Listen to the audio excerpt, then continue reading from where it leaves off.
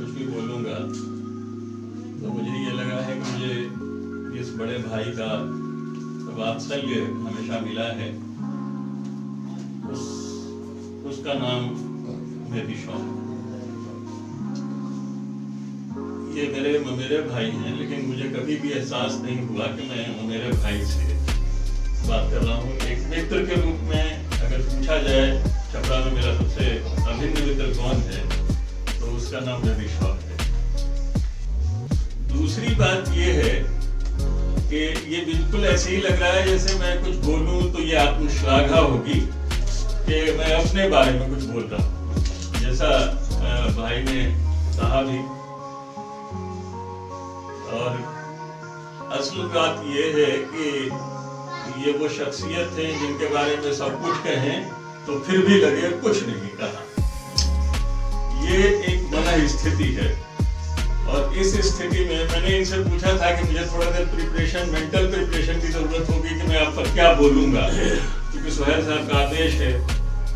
तो दो बातें इन्होंने कहा, एक तो बहुत लंबा मत करना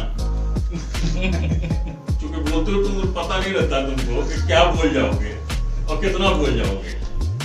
दूसरी बात ये होती है, सुनने वाले को कैसा लग रहा है ये शिशिर भैया माफ करिए, लेकिन ये भाइयों का एक ऐसा समूह है जो हम खुद सम्मानित अपने एक भाई को कर रहे हैं। और बड़ी विचित्र दशा है, इस दशा में मैं अपने को शायद सबसे कमजोर समझता हूँ यहाँ पर। लेकिन ये एक बड़प्पन है कि मुझे ये सौभाग्य प्राप्त है कि मैं मेहदी शॉ का छोटा भाई हूँ, और वो इस बात को का हमेशा ख्याल रखते हैं। वो पुकारने में भी, बुलाने में भी, डांटते भी हैं, और बार बार कभी कभी हम लोग जो कुछ अनौपचारिक बातें करते हैं आपस में, तो भी ये बोलते रहते हैं कि तुमको ये बात शोभा नहीं देती कि तुम ऐसी बात कहो। ये दिल का और तो एक वही हमने एक पूरी बात की। दूसरी बात यह है कि अगर इस तरह की परिस्थितियां पैदा की जाती हैं जिसमें हम एक मेहदी शॉ को देखें इस शहर में, मुझे लगता है कि इस शहर में अगर मेरी दृष्टि में या जितने लोगों से मैं मिला हूं, जो साहित्यिक संस्थाएं हैं हमारी, और उसमें जो इतने साहित्यिक रंगकर्मी, कलाकर्मी हैं, उन सब लोगों से मैं मिला हूं, सभी किसी जाति विशेष के हैं। उनकी कोई बिरादरी है, जात है, वो फॉरवर्ड हैं, वो बैकवर्ड हैं, वो हिंदू हैं, वो मुस्लिम हैं, लेकिन मेहदी शॉ वो सब हैं जो आप सोच नहीं सकते। ये एक ऐसा पक्ष है इनका, न इनको आप मुसलमान कह सकते हैं, न ये खुद को मुसलमान कहलवाते हैं, नहीं आप हिंदू नहीं कह सकते, ऐसा भी नहीं है कि ये हिंदू नहीं है। ये क्रिश्चियन नहीं है, ऐसा नहीं कर सकते, ये क्रिश्चियन भी हैं। यानी सबको लगे, क्या कोई ऐसा हो सकता है कि जिसको सब अपना कहें? अगर कोई इस शहर में, मुझे लगता है कि अगर किसी जिसको सब अपना कहें ऐसा कोई है तो उसका नाम मेहदी शॉ है। ये एक बहुत बड़ी बात है। जैसे अभी बहुत सारी गणनाएं हो रही थी कि मेहदी शॉ का जो पर्सनालिटी है उसमें हम इतने गुण देखते हैं, तो अब तो मैंने उस सब को एक जगह कर ही दिया ना।